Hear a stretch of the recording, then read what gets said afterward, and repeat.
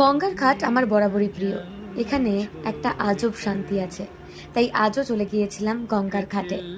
আমি আর আমার বন্ধু সঞ্জনা উদ্দেশ্যহীনভাবে গঙ্গার ঘাটে। হাই এভরিওয়ান, আমি Rumki and welcome you all to my life. যখন ঘাটে গেছি তখন মনে হলো জেটি পার করে ওই পারেই চলে যাই।